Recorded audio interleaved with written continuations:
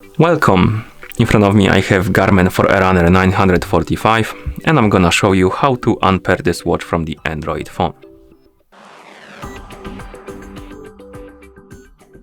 First we need to open the GARMIN Connect application on the phone that is paired with our watch. Once you open the application, you should see the My Day page. Now you can tap on the More Options icon right here to open the menu.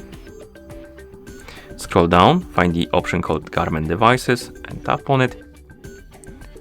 And here you should see Forerunner 945. Tap on it to open the device page for it. Then tap on the More Options icon in the top right corner. Tap on Remove Device and tap on Remove. Then tap on the Settings icon or option. It will redirect you to the connected devices. Here, find the Forerunner 945 on the list. Tap on the Settings icon next to it. Tap on Forget and tap on Forget Device to disconnect it.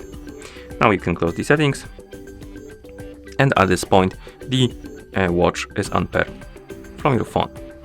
Thank you for watching. If you found this video helpful, please consider subscribing to our channel and leaving the like on the video.